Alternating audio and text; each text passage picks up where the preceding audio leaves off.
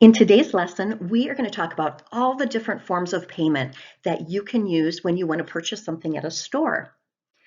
Have you ever seen people making purchases with a plastic card? There are lots of different examples.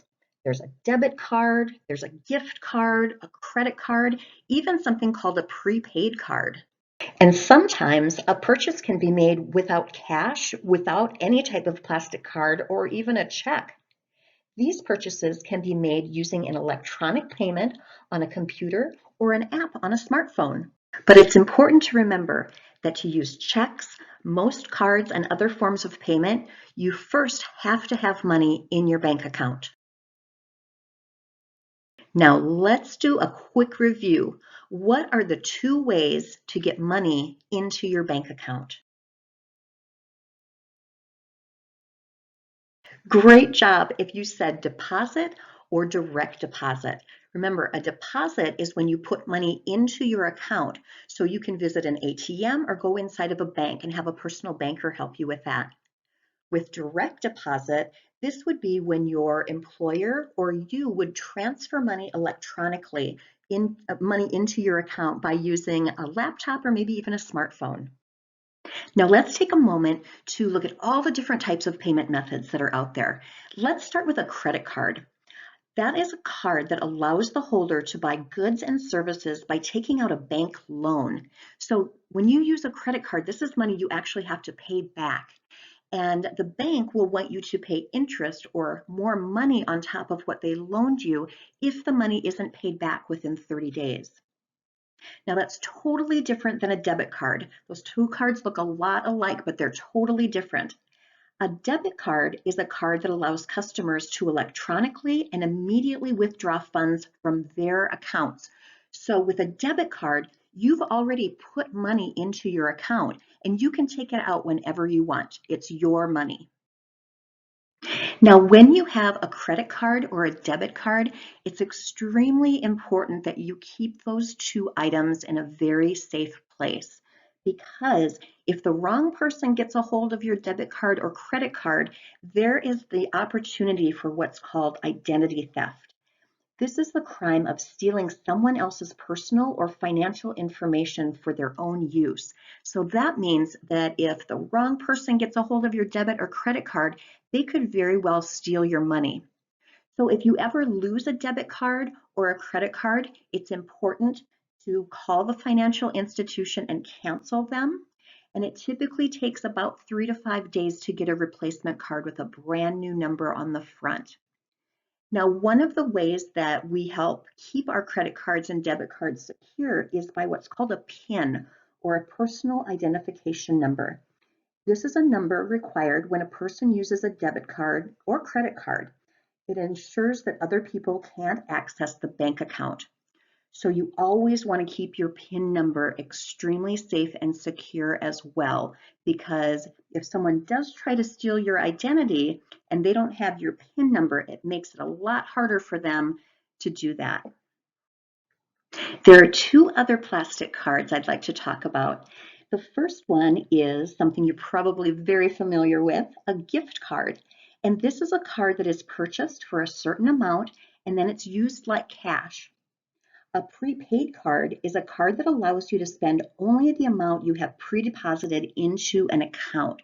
So sometimes gas stations or cell phone companies will let you put a certain amount of money on a card. And then when that money runs out, you have the opportunity to electronically transfer more money onto that later.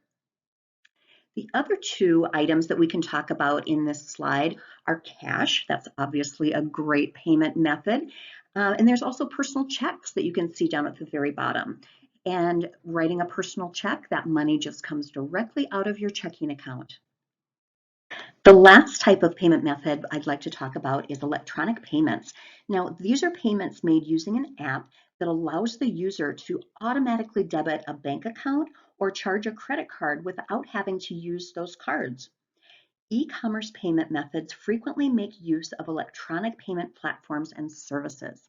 The one thing you need to keep in mind with electronic payments is if you're having the money come out of your checking account, you'll always need to record those electronic payments in your transaction register.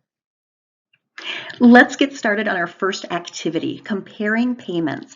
So we know a little bit about the different payment forms, but there's actually a lot of advantages and disadvantages of every type of payment. So I'm going to have you take out page 19 and page 20 of your Citizen Guide, and also page 21, a comparison chart.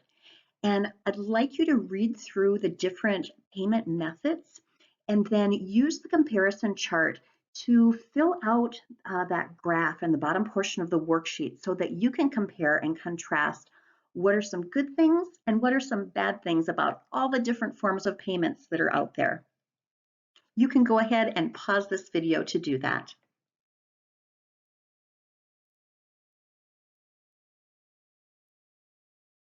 Wonderful job, everyone. I am super proud of you.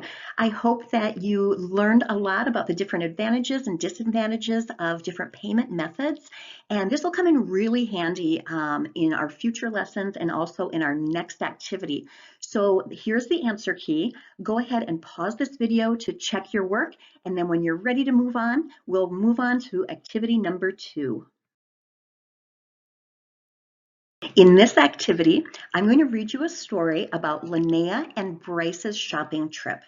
And every time that Linnea spends money using either a personal check, a debit card, or her money app, you'll need to record those transactions in your transaction register. So for this activity, please get out page 22 from your Citizen Guide.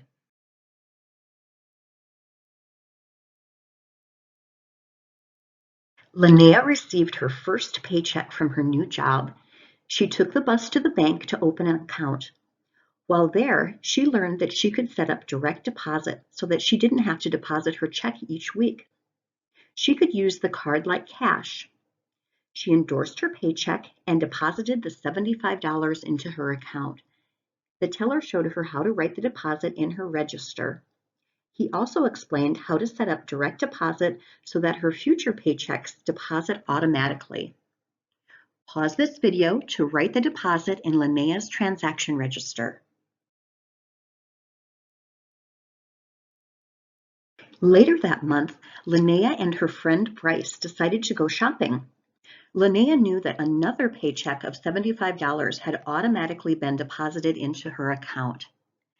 Pause this video to write the deposit in Linnea's transaction register. Linnea wanted to buy some new clothes for her job and get a birthday present for her brother. She wanted Bryce's advice on the gift. She also was eager to use her new card. First, the friends went to Ever 22, a clothing store, where Linnea bought a sweater for $20. She slid her card through the reader and entered her PIN. All right, everybody, imaginary air slide Linnea's debit card and enter an imaginary 4-digit PIN. Then go ahead and pause this video to record the purchase in Linnea's transaction register. Next, the friends went to a bookstore. Linnea found a book for $5 and noticed that the store accepted the Money Friend app for payment. Go ahead and pause this video to record the purchase in Linnea's transaction register. Let's check your work so far. So take a look at your worksheet and you will notice that at the very bottom, you should have a balance in Linnea's checking account of $125. And let's walk through this together to see how we got there. So you'll notice on the left-hand side where it says number, we've left that blank because she has only used her debit card and her electronic payment. And with deposits, we wouldn't have a number. That number would just be if you were writing a check. That's your check number. She went in and filled in the date where she made her first deposit, and then also when she got her second deposit and made her purchases. In the transaction description, she was smart and she wrote in exactly what was happening. So was it a deposit or was she purchasing something? And then over on the right-hand side, you'll see that we started with a balance of 0, but that quickly changed because she got her first paycheck from work. So 0 plus 75 is $75. In that first gray stripe there, you can see that that is our current balance at that point. Then she got her second paycheck. So in the column that says deposit with a plus sign, she wrote in $75 one more time, plus $75. She added up 75 plus 75 to get a balance of $150 because she hasn't purchased anything yet. So she is just accruing money into her account. But then she and Bryce went shopping and they went to Ever 22 to buy that sweater and it was $20. So she found the payment column. This payment, it's got a minus sign, wrote in $20 in the payment column, and then went right over to the right-hand side and subtracted $20 out of her balance. So $150 minus $20 is $130. That's how much money she still had in her account as they headed over to the bookstore. When they got to the bookstore, she made an electronic payment, but that came directly out of her checking account, so she needs to record that. Found the payment column, $5, went over to the right-hand side and remembered to subtract out that $5 from her balance, and that is how we come up with her remaining balance of $125. We are going to move on and continue with their shopping trip.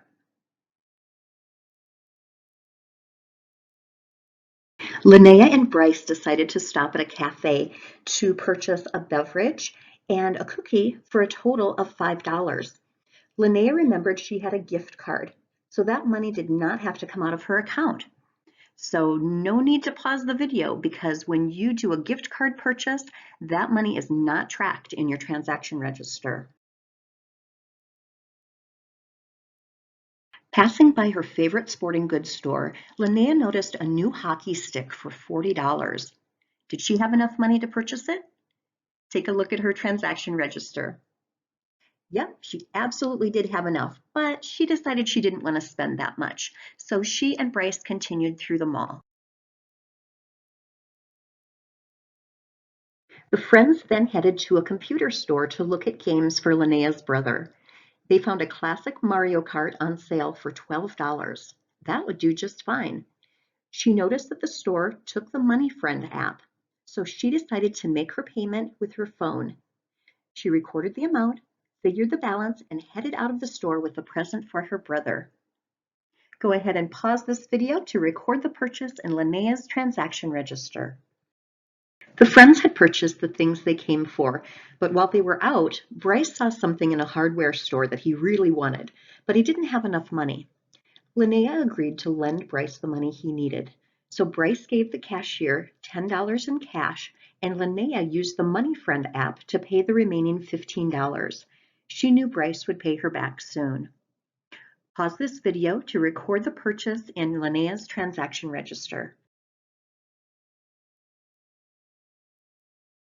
The friends were getting tired and decided to head home. Bryce met his father at work, and Linnea decided to take the bus.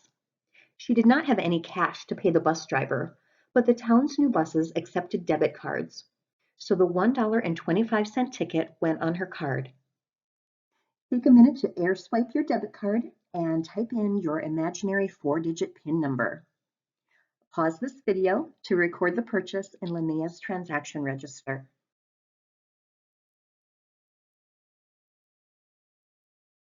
When Linnea arrived home and her dad asked her how much she had left from her 2 paychecks, all she had to do was look at her register to tell him, and she would have to make that money last until the next payday. Do you know how much money Linnea had left in her checking account?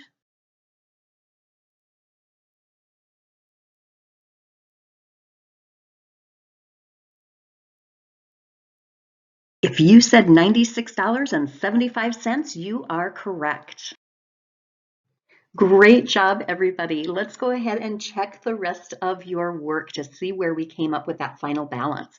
So the last time we looked at our transaction register balance together, we were at $125. But after that, Linnea went to the computer store and bought that Mario Kart video game for $12. So she wrote that in the payment column and then subtracted the $12 out of her balance. So $125 minus 12 is $113. Then she loaned Bryce $15 using her Money Friend app on her phone, and that came right out of her checking account. So she needed to also subtract that out. So she subtracted $15 for $98 as a balance. And then she took that bus ride home and used her debit card to spend $1.25. So wrote that payment down in the payment column, subtracted that out, and that's how we came to the final balance of $96.75.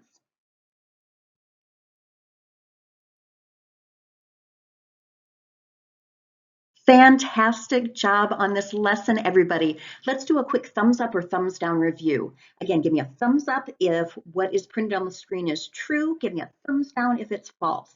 Here we go. Debit cards are a convenient way to pay because you don't have to carry cash or take time to write a check.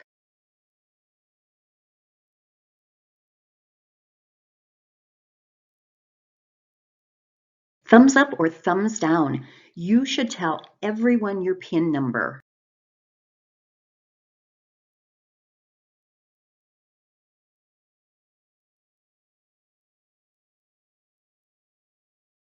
Thumbs up or thumbs down. Debit card purchases are buy now, pay now, so you must have enough money in your account to cover your purchase.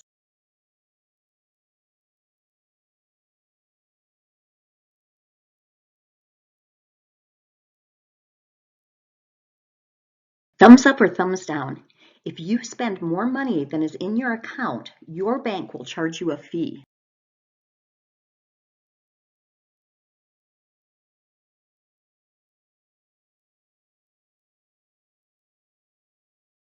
Thumbs up or thumbs down. When using a credit card, you will be charged interest if the balance is not paid within 30 days.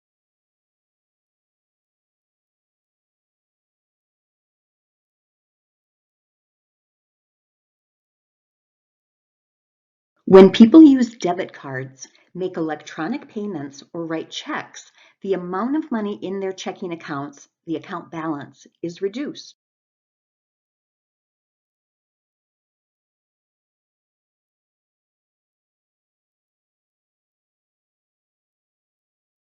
Congratulations! You have officially graduated from the JA BizTown Financial Literacy Unit. If your grown-up is around, go ahead and pause this video to show them this family newsletter that brags about all of the hard work that you've been doing. We are going to move on to Unit 2 of JA BizTown, and that's Community and the Economy. We will start our first lesson very shortly.